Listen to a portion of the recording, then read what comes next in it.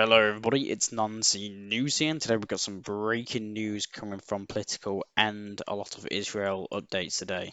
So let's just get started. And first, probably one of the biggest news today, that Russian and NATO fighters do collide again, so they're engaging each other again. So this is not the only thing that's happened.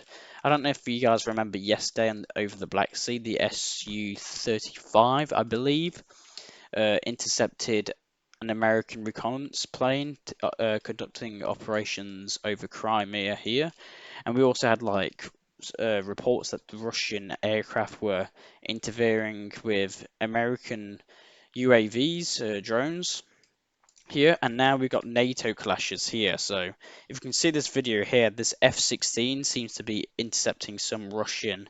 It doesn't say what's, you know, the person recording. It doesn't include what plane he was in, or maybe he was in a fighter jet. Who knows? But an F-16 seems to intercepted something, and the SU-27 seems to uh, let's say, protect it, I guess, from his point of view. So he drives the F-16 away. So very interesting. Things on the Baltic Sea and things with Russia and NATO seems to be worsening by the day, it seems. And that's not the only big news that's happened. The Belarusian Ukrainian border is being intensified. So what do I mean by this?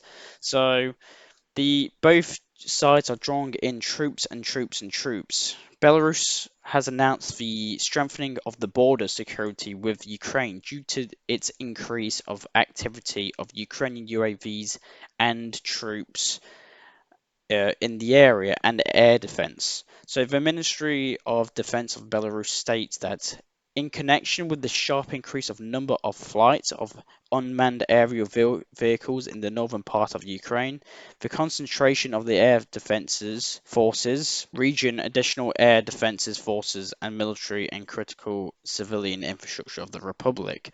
So very interesting. The National General Staff of the Ministry of Defense of Belarus has also reported that Ukraine has intensified the movement of its forces on the Belarusian-Ukrainian border, and additional forces of the Belarusian military are being deployed to these areas. So both sides are increasing the number of troops on each side. So obviously the Belarusian and the Ukrainian. So they're both sending more and more people to these lines.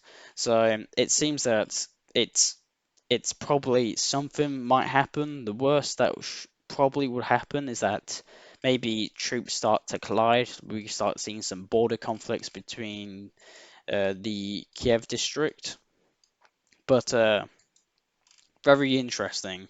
So I'll obviously keep you updated on that. So the Belarusian and Ukrainian border seems to be decreasing even more. And the EU has extended to Belarus a number of sanctions. So today, Belarus has also been hit with sanctions imposed also against the Russian Federation. In particular, the followings are prohibited import of gold, diamonds, helium, and coal and minerals product crude oil. So the US are prohibiting all of this, but let's keep in mind Belarus has Russia as an ally, and Russia has absolutely all of them resources. So Russia is definitely rich in gold and diamonds and helium and coal.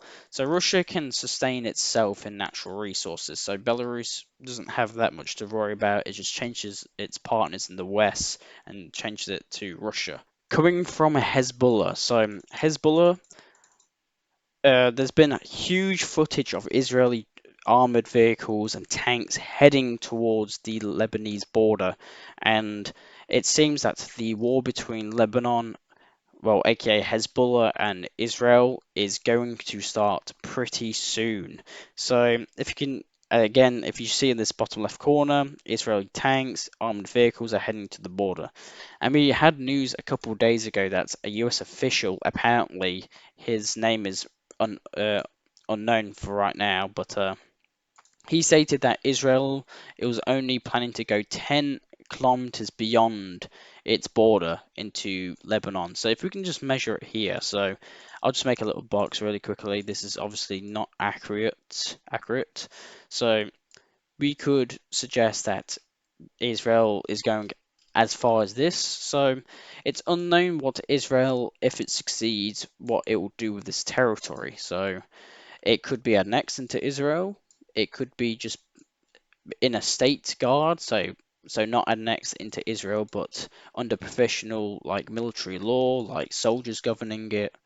We don't know, but it seems that this is escalating a lot and a lot. So Hezbollah has responded to this. Hezbollah has struck the Israeli armor in the southern Lebanese border. If you can see in your bottom left corner here, scenes with this Hezbollah troop. It seems to have fired some sort of guided missile or javelin, and it seems to have hit Israeli troops in the southern Lebanese border. This goes hand to hand with the sudden state of Saudi Arabia urging its citizens to leave Lebanon immediately, apparently. So Saudi Arabia has stated this. Canada has also stated this. Germany has also stated this, and the Netherlands has also stated this. And we can probably expect Britain, France, most of the countries doing this. So it seems this war seems to be popping off soon. And we got some new news coming from the Russian base in Syria. Apparently, Russia is establishing a new military base in this part of the region on near the Turkish border. So exactly here. We don't know it's actually exactly here, but around this area here, Russia seems to be planning to do another military base around here. The US has also asked Syria to close its airspace to the Iranian cargo planes heading to Syria and to Lebanon. So Israel, America demands these, obviously because Iran is supplying Hezbollah with these weapons to strike Israel. So very, very interesting news, and we await Syria's response. So and we've got some interesting news coming from Iran, Tehran, that the head of the Iranian Space Agency has officially scheduled 2 satellite launches planned for this month. So, very, very interesting. And we got some pretty weird news coming from Moscow that Kanye West, the famous rapper, has apparently, it's unconfirmed right now, but Kanye West has apparently arrived in Moscow. So the rapper stopped in the very center of the capital, said Yane, and I'm not going to pronounce his second name. So apparently he might do a couple of performances in Moscow. So this is very, very, very interesting. And some pretty interesting news is also coming from Moscow. So the Flight Trader 24 app has recorded the transfer of the Y-20A military transport aircraft of the Chinese army to Moscow. So very, very, very concerning and really interesting. So if you can see here, the Chinese jet seems to be making its way to Moscow. It's obviously probably landed by now. So very interesting news, and that's all I have for you today. There was not much news happening on this Sunday, but it doesn't really matter. But thank you very much for watching. I am Non-C News. I will try and provide you the best non-C news daily. This is just political events. I don't really cover the Ukrainian conflict into detail because there's many, many more better people to listen to for that. So thank you very much for watching, and I'll see you all later.